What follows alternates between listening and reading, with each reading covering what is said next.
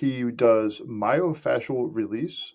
I honestly was really interested. I just finished reading a bike used to score several years ago, and I Mm, remember how like they were talking about how trauma is released, is it gets stuck inside the body, and the way that you praise people, you use a lot of positive ways of speaking about individuals. So I think it's pretty mm. cool. Thanks. I don't think I even noticed that before, but thanks. Yeah, it's you were talking about the woman that you were speaking to. Well, you know what? I've got a lot of passion for what I do, so I get great enjoyment going to work every day. I think it's absolutely rewarding that I'm able to help people who are really stuck.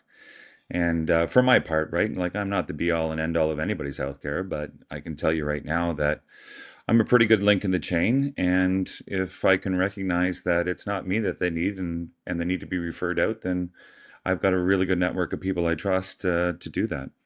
Whether it's psychology or it's nutrition or it's, you know, yeah, Just like how you say the chain, I kind of think about how all of us are integrated, interlined, almost like a DNA type of chain, where we're all trying to help out what like a person, but maybe it's not how we're able to impact them right now, but we're able to help them uncover an area that they need to explore with somebody else with a different talent. When you have been working with these individuals, have you ever noticed like a lot of their moods have changed, or how it's actually created more dialogue? absolutely. It's interesting because that you say relationships. With the work that I do, eventually, we're doing brain entrainment just as much as we are releasing the fascial tension in the body, and realigning the body to be, as close back to the blueprint as we possibly can. And so creating space in the body seems to create space in the mind and the hearts of people as well. And people are able to be softer, and once they start to see that the symptoms are starting to relieve or dissipate, yeah, it's amazing how soft they can become. Morning, this is Halloween when I'm actually recording this. I have the pleasure of speaking to Peter Stuart. He does myofascial release. I honestly was really interested. I just finished reading a bike used to score several years ago, and I Mm. remember how like they were talking about how trauma is released, is it gets stuck inside the body. So I was like, I saw Peter Stewart come up, and I was like, I want to speak to this dude. How you doing, Peter? Good, great. How are you, William? I'm doing well. It's we were just having a really interesting conversation before we jumped into this, and I wanted to say, I honestly the way you storytell, top notch. I really enjoy it. It's and the way that you praise people, you use a lot of positive ways of speaking about individuals. So I think it's Hmm. pretty cool. Thanks. I don't think I even noticed that before, but thanks. Yeah, it's you were talking about the woman that you were speaking to. What was her name? The doctor from over in Colorado? Oh, Dr. Mary Lee Asti. And you was talking about how she's like 83 or 86 years old. She was working on a DOS system, and she's been doing this, and she's been saving a lot of different veterans' lives over the years. Hmm. And then you was just talking about the Navy guy that you were working with. He was one of the two survivors of the Kootenai fires, and how he was able to survive. And it was just like such a positive overtone of the way that you were speaking about them, and that really caught my eye. Mm. Thanks. Yeah. Well, you know what? I've got a lot of passion for what I do, so I get great enjoyment going to work every day. I think it's absolutely rewarding that I'm able to help people who are really stuck. And for my part, right, like I'm not the be all and end all of anybody's healthcare, but I can tell you right now that I'm a pretty good link in the chain. And if I can recognize that it's not me that they need and they need to be referred out, then I've got a really good network of people I trust to do that. Whether it's psychology or it's nutrition or it's, you know, yeah. Just like how you say the chain, I kind of think about how all of us are integrated, interlined, almost like a DNA type of chain, where we're all trying to help out what like a person, but maybe it's not how we're able to impact them right now, but we're able to help them uncover an area that they need to explore with somebody else with a different talent. Hmm. Absolutely. Um, I think one of the greatest things I can do as a therapist is, first of all, be able to recognize um, when it's not me they need, right? There are people who have come to me with, you know, sort of severe abuse backgrounds and referred to me because they know that I do a lot of somatoemotional work with the fascial work, and I'm trained in it. However, it, you know, when I was talking to this one woman, she had done a lot of work on her past abuser from when she was young, but then she had no self-esteem and from all of this and very little support from her parents, ended up marrying a brute of a man who was horrible to her. And all of these wounded people, and she didn't know how to stand up for herself. Well, what started coming out in treatment wasn't the abuser for her when she was young. It was the stuff with her husband, and she was getting so upset and angry. And I stopped the session. I just said, "What do you have for support at home?"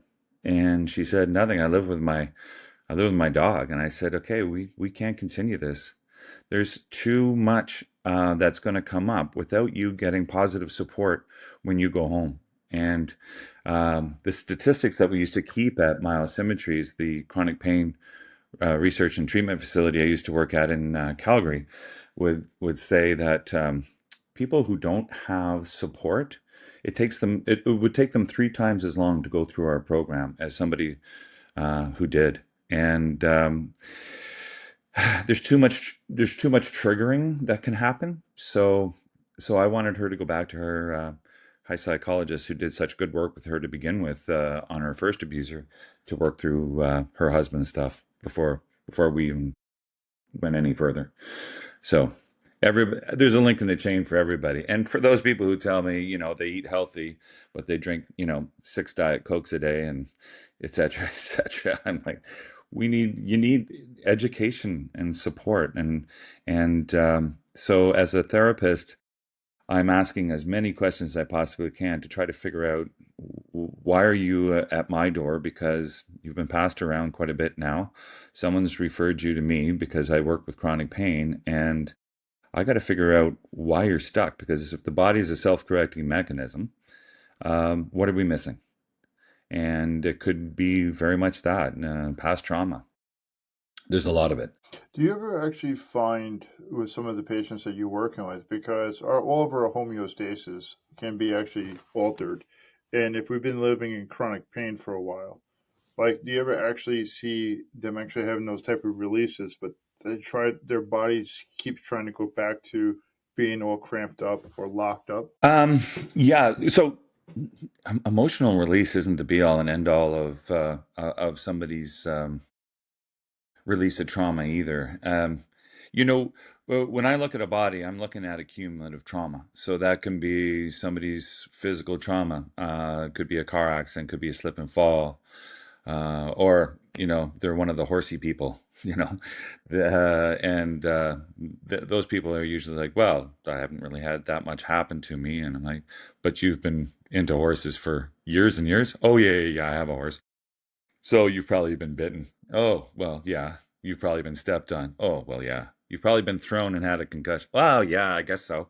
So it's accumulative, right? And a lot of people don't pay attention to the stuff that's happened to them. And when I teach therapists, I try to say, a lot of people are afraid of the word chronic pain, but most of the people you work on have some sort of chronic issue. And if it's not getting brought up or addressed, that's probably the reason they're not healing.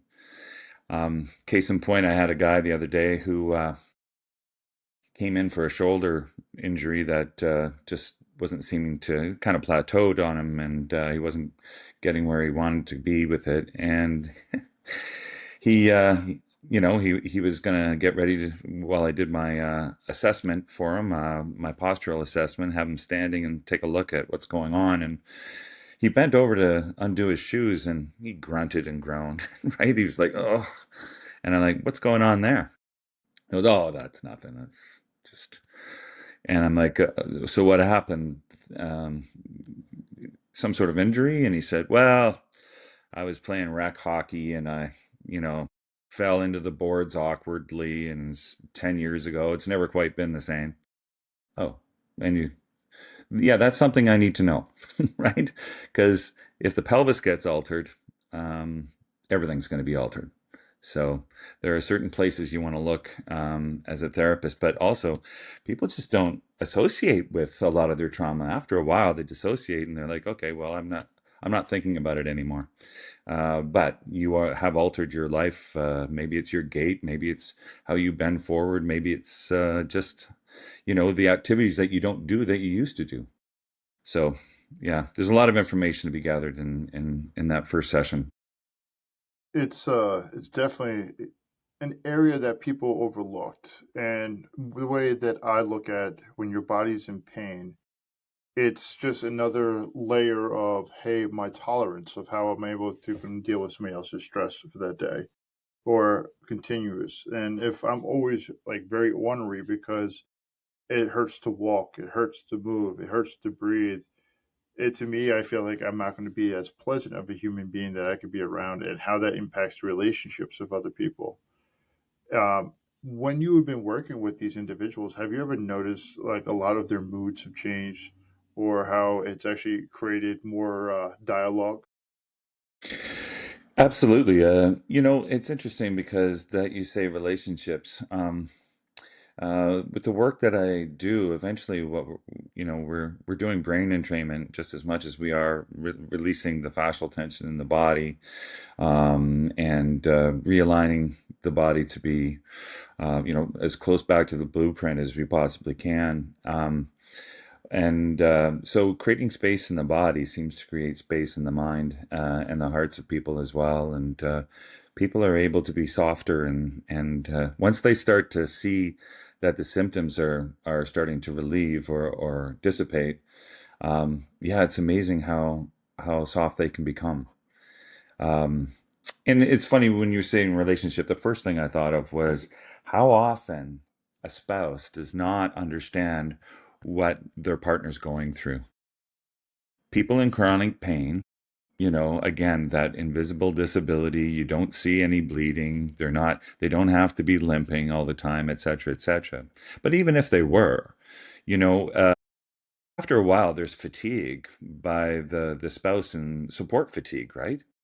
Sometimes, a spouse might be just sitting back going, I didn't ask for this. I wish this could be different. And I'm sure that they're not thinking, I'm going to leave. It's just a matter of them needing to be educated as to what's happening to their partner as much as they possibly can so they can wrap their brains around it better. And not enough therapists or medical people are I find are doing that. I have a lot of people who come whose spouses don't have the information they need to be able to say, "Oh, I get it now. I get what they're going through." And, you know, I'm sure we're always going to have regret if we see our partner in pain. And But it's education. I can't I can't overstate that. It's necessary for the patient, and it's necessary for the patient's family. I've had patients bring in their spouses so I could talk to them and let them know where things were at. It doesn't happen that often. Most of the time, they can go home and educate their wife or husband, but yeah, yeah, it changes everything.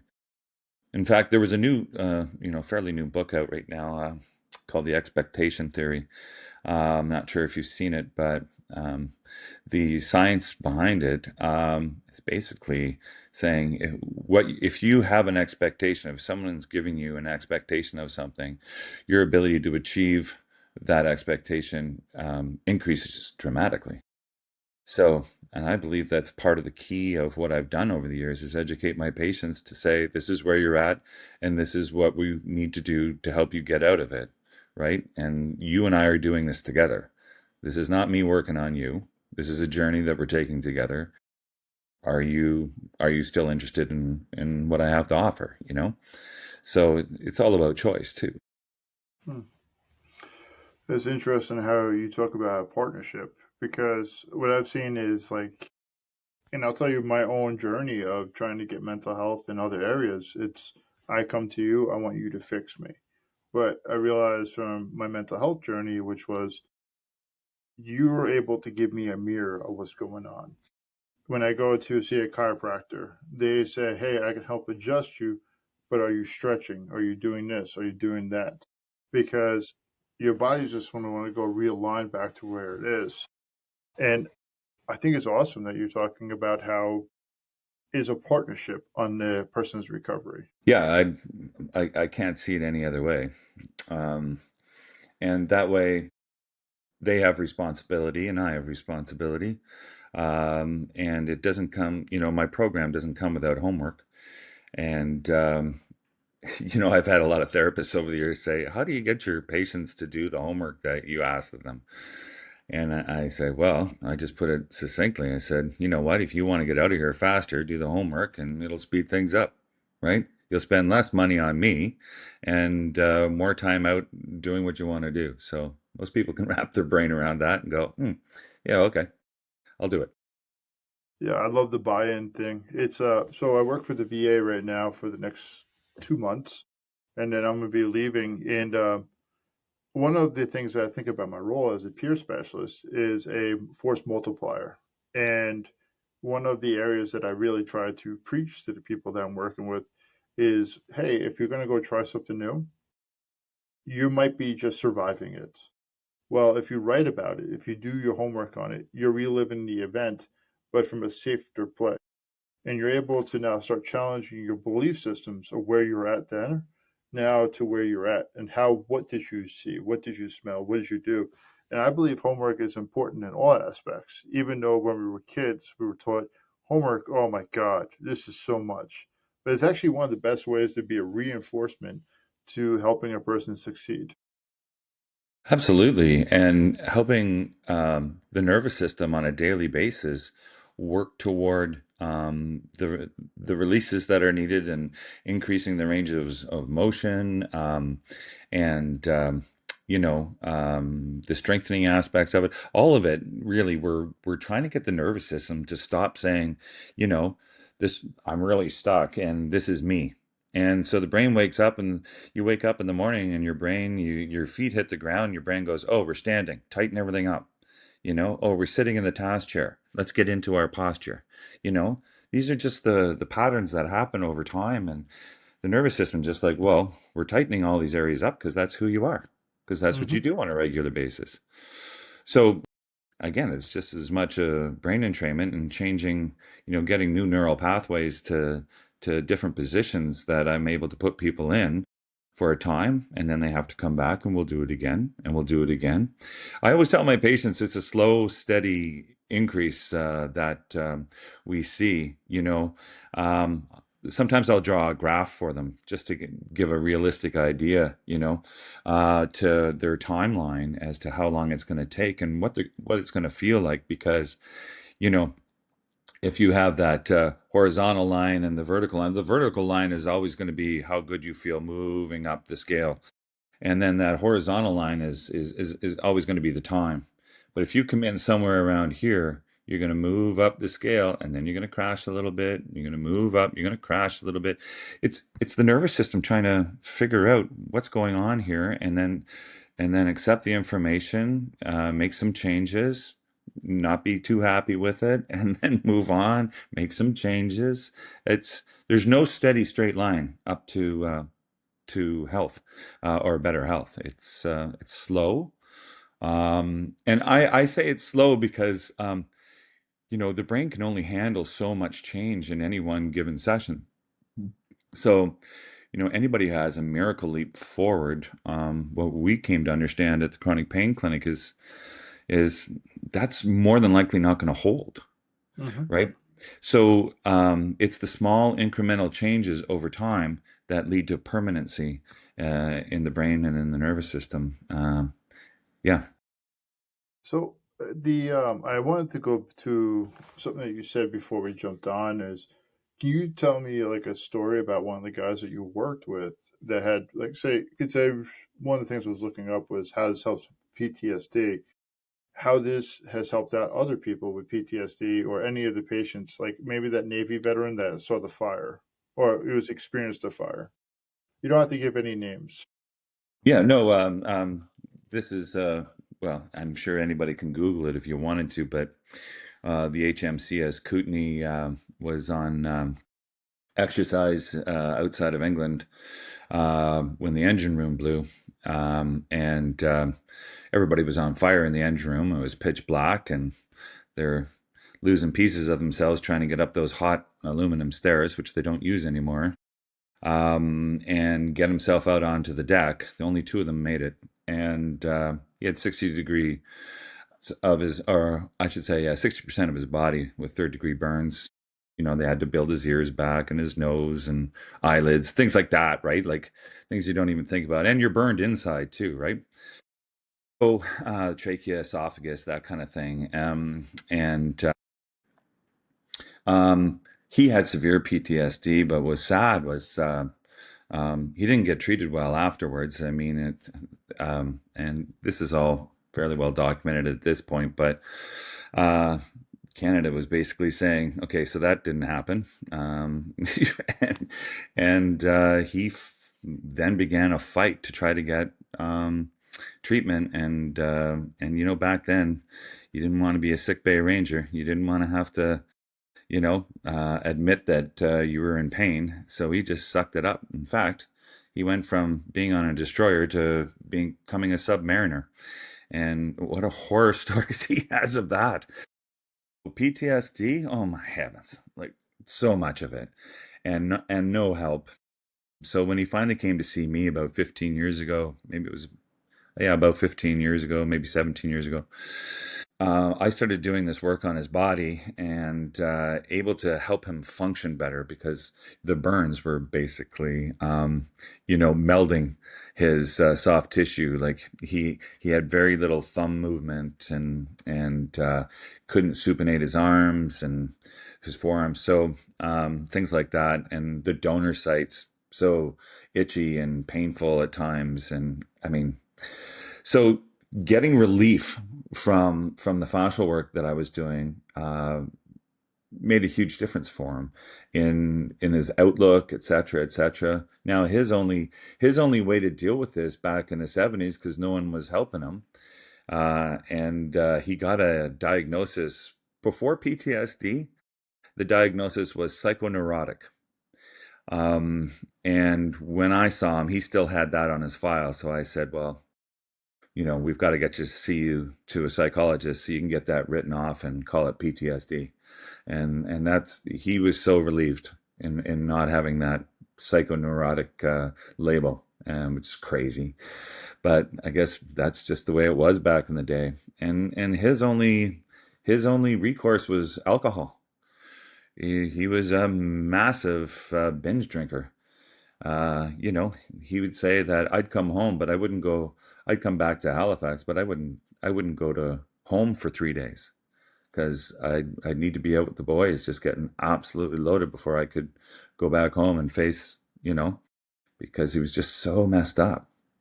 But once we were able to start working with him, and I did send him, like I said, off to a psychologist, and there was some help there, and but the fascial work, I think, in helping him cope every day physically made a huge shift in his mental health. He did quit drinking and quit smoking, you know um he I'd say he's better for it today. He'd probably laugh at me and tell me how horrible I am, and what a torture guy I am. But you know what? I do really gentle work. I've been doing this for 27, almost 28 years, this fascial work. But that doesn't mean it's not going to create pain. And if you have memory pain in the body of things that have happened, it can be quite painful, even though I'm not, leaning in on you or reefing on you or ripping you up with my elbows. So, um, It's uh it's something that we don't always look at, especially when we're looking at a person, the invisible wounds. And how PTSD can come from a multitude of different areas, from being a Mm, trauma response to seeing people pass away to the survivor guilt to one of the areas that they'll start to even diagnose here in the VA, which is they'll do PTSD because we don't have a claim for moral injury.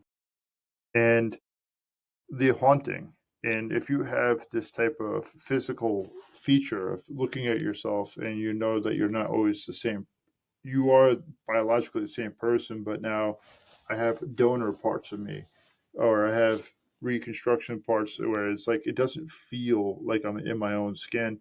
And then trying to communicate that to another person, or even trying to allow yourself to communicate that to yourself, because it's hard. It's hard to be stuck in our own minds. And mm, the alcohol,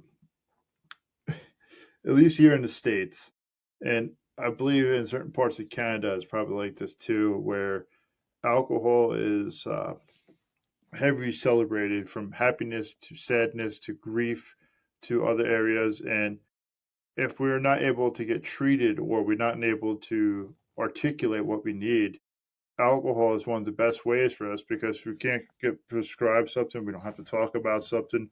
We just find ourselves crawling into a bottle or a can. mhm. Oh my gosh, yeah. It's and isn't it wild? Like uh, when I'm watching let's say a movie, you know, um, from perspective of not drinking, and you're watching a movie, and how many references like, especially back in the 80s. I mean, everybody was smoking, but even today, alcohol is everywhere. It's in advertisements, it's in movies, it's like it's part of everybody's daily life, and you wonder, how did it get to be that prominent in, as you say, celebrations, or when you're feeling down, or it just the ball game, or but we associate alcohol with so many different life events, and it's, I don't know, it's bizarre how we got here. It's my understanding, it's just a multi-layer of like either you're going to do a dopamine hit or actually having a layer of dopamine because it's actually creating this sensation of not always being on guard to a way to be able to drown out your sorrows. Like one is good, two is better, 15 is, oh, I'm here.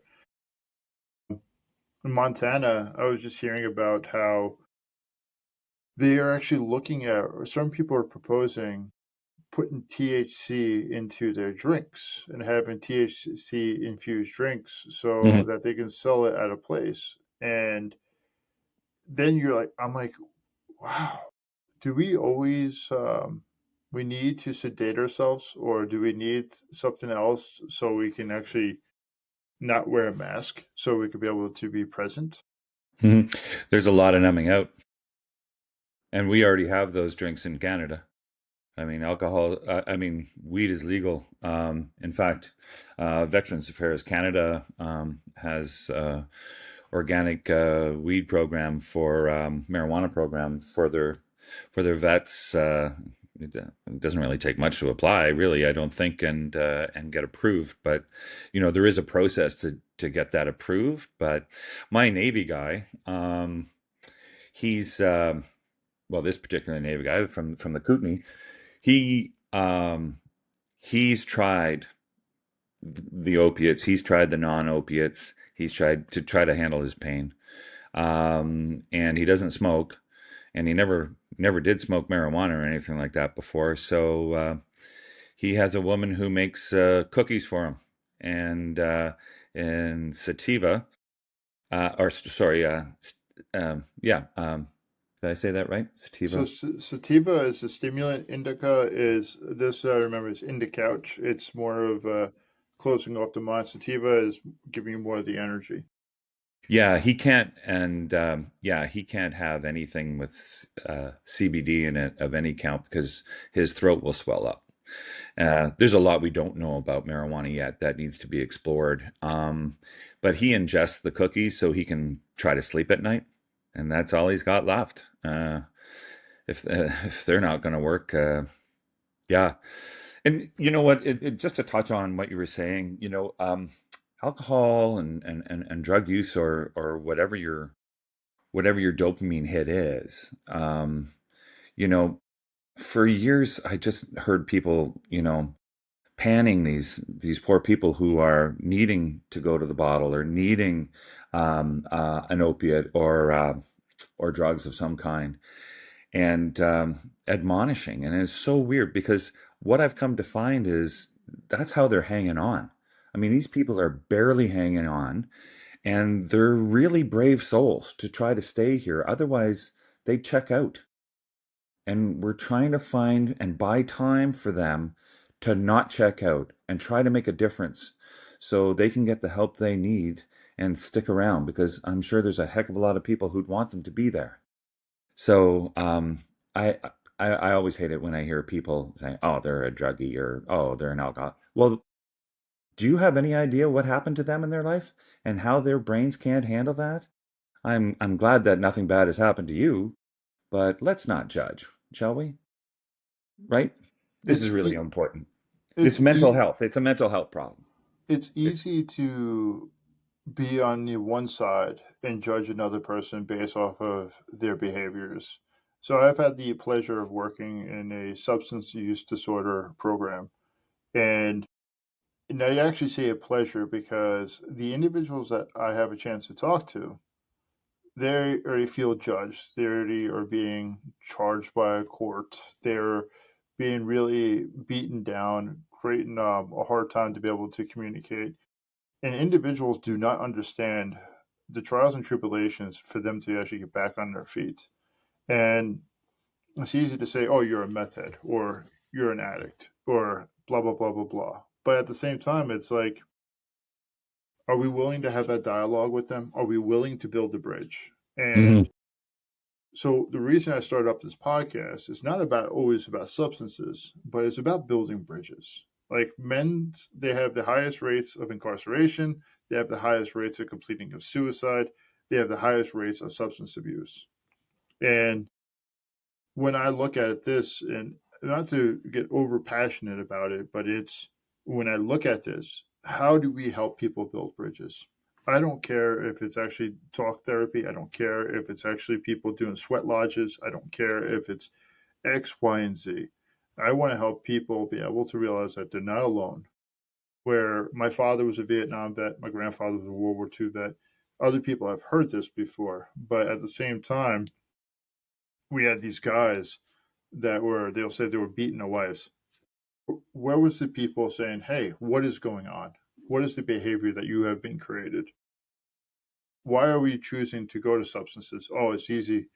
Well, it's easy for you to judge because how many people have really said, hey, let's have a conversation? Dude, what you're Mhm. experiencing, what you are doing, it's it sucks. It sucks that you're stuck there. Well, I don't want to relive this type of trauma. How do we actually move past it? Well, we have homework to do. You have EMDR, yes, CPT, CBT, DBT. You have inpatient. You have IOPs.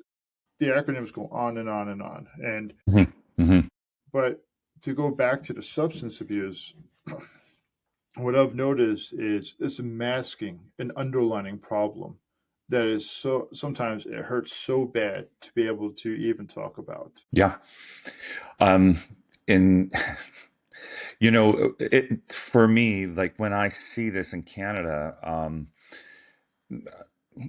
I just want to, I just want to scream, because we need more money in mental health. And people are popping off left, right, and center. It's going to get worse until we get serious. Instead of, it's sort of like Breast Cancer Awareness Month. We're all aware of breast cancer, but why don't you tell us how to prevent it, right? It's a matter of seeing these people for who they are, hurt, painful. Oh yeah, there's a money. And if you're not going to invest in if you're not going to invest in mental health now, it's going to cost us all a lot more down the line. And it just doesn't make any sense to me that this isn't front and center. We're having an epidemic of mental health right now. And you see it in the United States, you see it in Canada, it's happening everywhere. And and yeah, I don't know where I was going with that. I just got on my Well, pedestal and Peter, we're both on the got a little same angry. page about this, where it's like is the epidemic of it's a penny rich dollar poor approach. To me, it is the toxic part of capitalism that has bled into politics and society. It Hmm. is a way to, well, pharmaceutical companies want to push their products. You have big companies like I'm trying to say, if we start to take care of pharmaceutical companies, we're taking care of surgeries. Casey Means, she is our Surgeon General. Before she became our Surgeon General, I remember I was reading this book. It was called Good Energy. And it was talking about how America, and I believe a lot of some of our food is actually banned in your country based off of the toxic components. They say inflammation. So she was an ears, nose, and throat surgeon. She's like, most of the surgeries I'm doing is based off of people having piss poor food and nutrition. And we have big sugar that pushes this crap. And we have big alcohol that pushes it, big tobacco that pushes it. If we were really an altruistic society, or we would be looking at how can we help each other grow to make sure that our future people, or our future kids, our grandkids, people that we're never going to meet, have the best chance of living. But we have decided to go more into a toxic capitalistic perspective where it's like, hey, honestly, go drink your drink, go smoke your weed, go do your heroin, and X, Y, and Z, instead of actually being like, let's build some bridges. Let's help these people out. Let's actually let them to heal. Let's let them be a good father. Let's actually help them be a good husband, a good son, a good mother, good daughter. Let's just be good to our neighbors and our friends. And if we did that, life would be a lot better, I feel. I agree. And what you bring up there about go drink your alcohol, go do your drugs, go do smoke whatever it is, under the guise of that's freedom, right? And some sort of American way. Like, when did that happen? Like, it's the saddest thing I've ever seen. People standing up for their right to be able to do this or that or be toxic, and it's like, well, how do we get to a point where we're standing up for toxicity as opposed to health and order and you know being in a much better place mentally, physically? Like, yeah, yeah. We need to build bridges. You're absolutely right. And that's what I try to do when I'm working with my patients, is saying there's another way. And hopefully by the time they're done that first session, most people have a lot more hope, and I've able to establish a bond of trust with them. So, and then I hang in. Yeah, the last thing I'll talk about the substances, I'm not anti them. If anything, I'm not anti. Like, we're in Texas and then I think Colorado, and they're looking at doing it here in Montana. I began research for veterans. I don't know if you're familiar with it. Um, they have psilocybin retreats. My issue about with the psilocybin, I think the retreats do really wonderful things. I just did a retreat back in what was it called? Memorial Day weekend. And the reason I did it is because I was curious about the experience. I was curious about how it really helps out people. Mm-hmm. But my my my issue is that now you got pharmaceutical companies that wants to make synthetic versions of it so that it's controlled or it's non natural. And the same thing with combo. It's actually one of the ones that they were talking about helping out people with post traumatic stress disorder or complex PTSD. And I'm like, why do you always want to make everything synthetic? Why don't we also have it natural? And maybe it's just my limited way of understanding, but it's a way to be able to control the product going out into people's bodies. And Yeah. I can't really add to that. Yeah, yeah. I mean, that sort of interference is playing havoc. I don't know how it's going to play out in Canada with psychedelics, especially psilocybin, but the research is ongoing as it is right now. and the microdosing, and yeah, even the macrodosing, and talking about resetting neural pathways in the brain. There is a lot of exciting things on the horizon, and we hopefully can, you know, get the pharmaceutical companies to just stay out of the way while the research is getting done, because it seems like once, yeah, yeah, the money trail, right? Like you can go back to that. So, what was interesting when you were talking about the dips, the ups and the dips? What was interesting when I did the heroic dose of mushrooms, I actually had I went up and then had a decline, and then I was going back up. But right now, I'm doing this thing. It's called transcranial magnetic stimulation. It's where they take a magnet and they put into your left part of your lobe, and what it's supposed to do is agitate the brain to be able to help out with the depression and reawaking parts of the brain. So it's able to work. I noticed that it's actually been helping out a lot. And then yesterday, I went into a depression. I was like, "Huh, what's going on with this?" And it's interesting. You're going up, up, up, and your body's like, "No, we want you to come back down here." Your mind is like, wants you to drop down, but then you just keep going back up, and then your new baseline is actually changing. So it was interesting when you would start talking before about when you're having that release, your body wants to go up, your mind wants to go up, and then it wants to drop back down. I was just thinking about that while you were talking. Mm. Yeah, and I think we're always going to be. That's the way our brains operate, right? And yeah, it's interesting. So to go back to why I invited you on is about the myofascial release. I was curious what got you into this field and what also keeps you staying in this field every day. Oh, great question. I Well, I was an athlete, um, and my knees got bad at a younger age, and I had to basically drop the sport that I was doing and walk away, which was painful because I was playing at a high level, and I felt like, and I really identified with that as me. I found out 3 years ago I'm ADHD, and that was lovely to have that diagnosis because it put a lot of things into perspective for me. Also, the anxieties and depressions that weren't called that when I was younger, and still can be prone to at times, not as much now, but certainly in my 20s and 30s, and even in 40s, I wasn't calling it anything. But able to,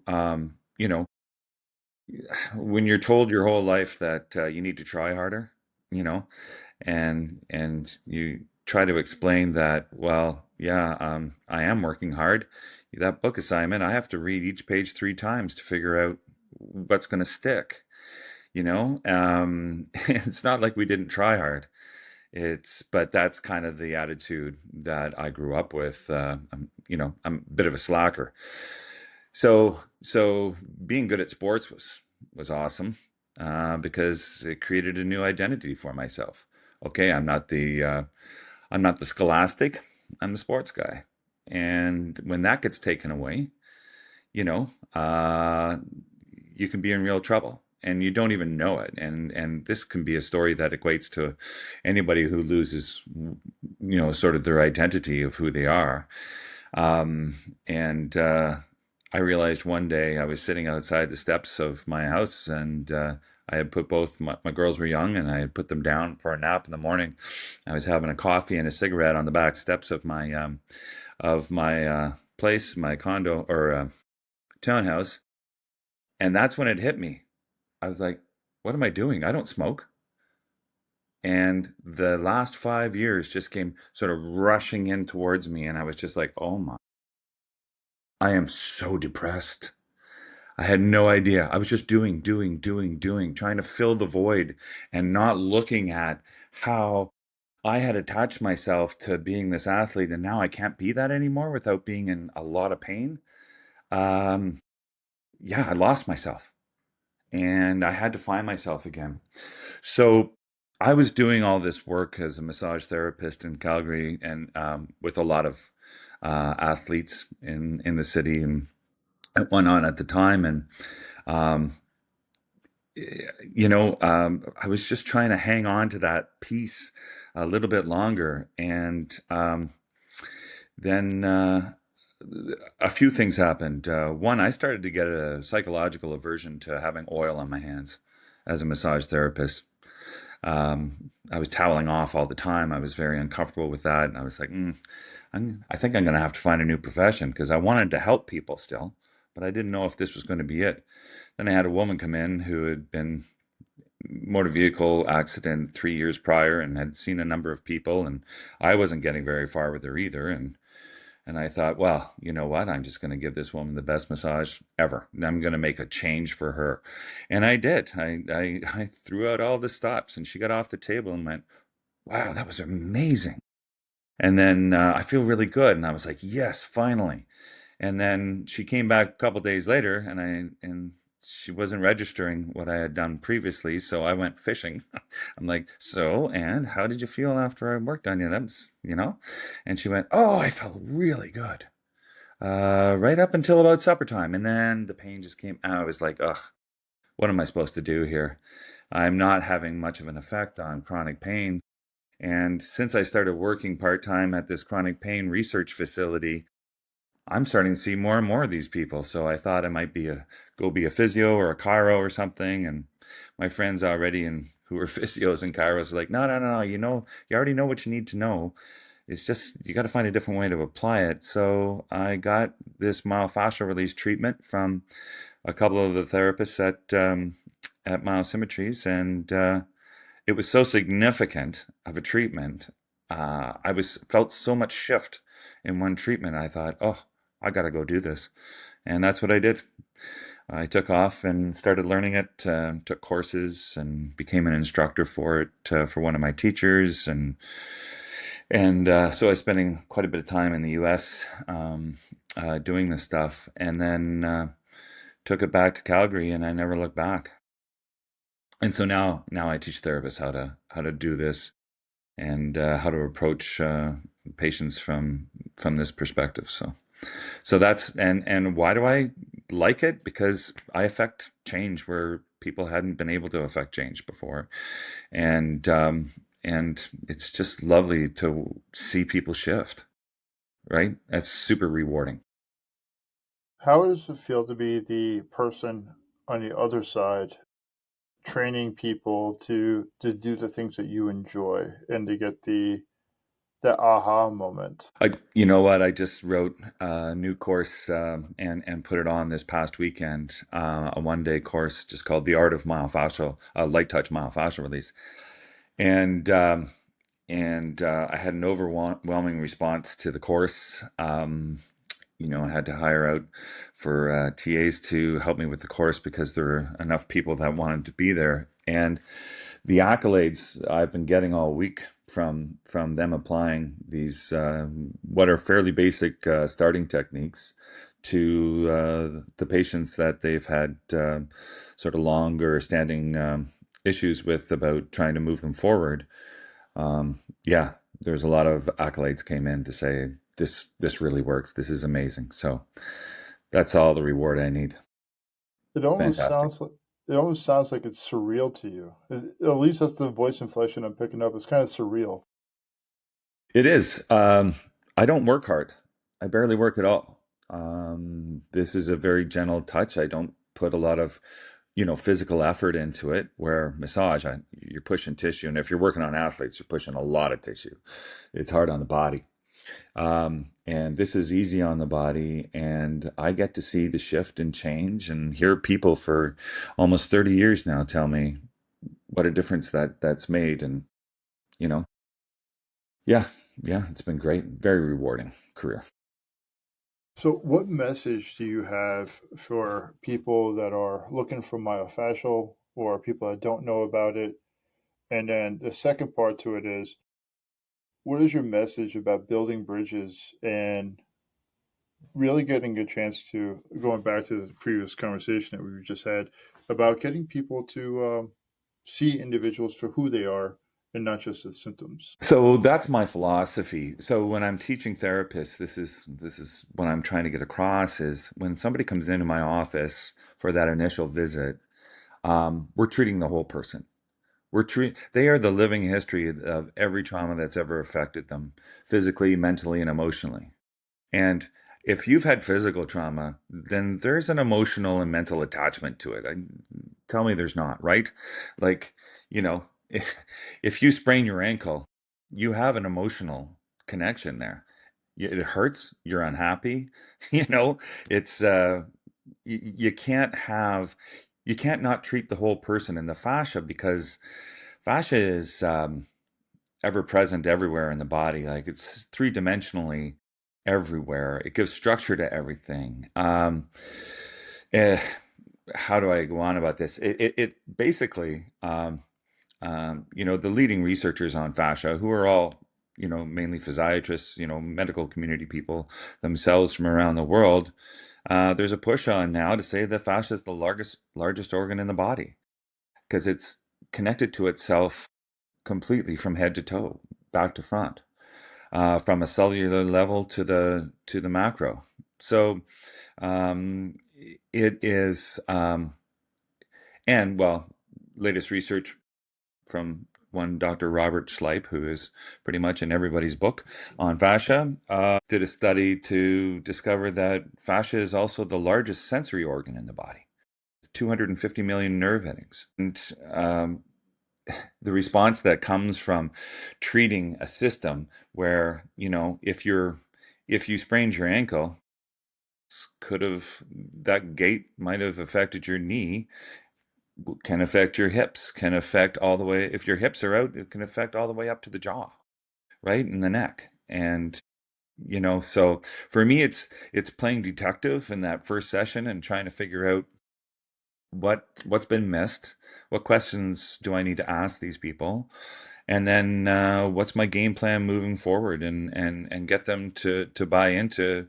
what I'm saying, and get their trust. So that's kind of how it operates for me. It's a whole person thing. It's never about uh, the symptoms. It's always about what have your experiences in life been to lead you to this point. I appreciate that. Any other last remarks before we hop off, or any feedback that you would like to share with people that would be listening to this, future and present? Well, I think we've got to take, especially you were mentioning about men. I see probably 75% of my um, patient load are women.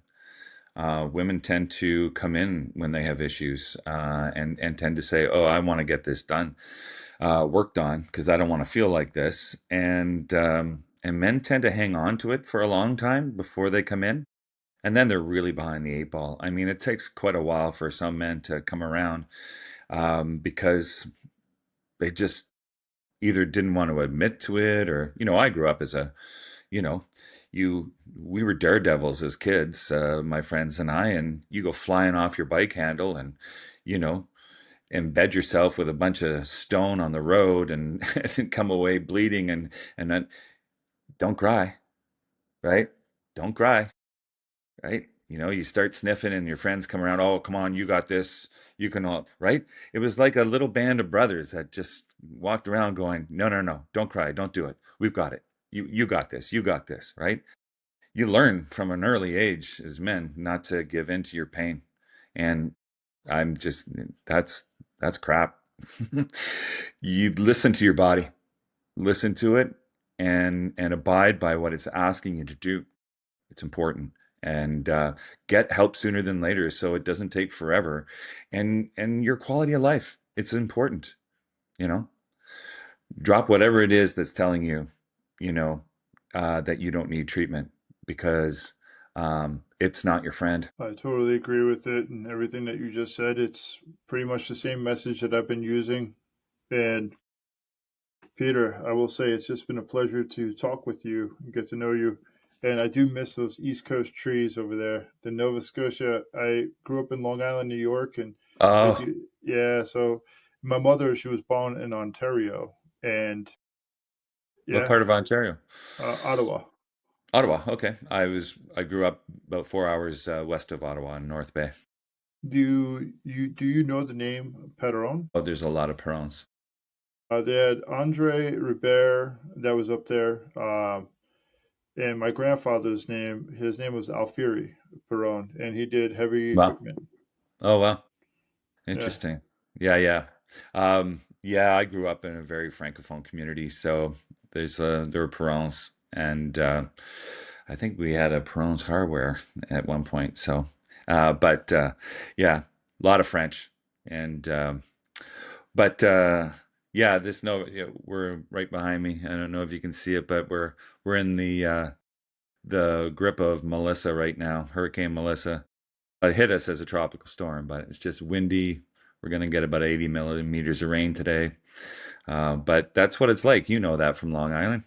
You get hit with these things and get a good soak.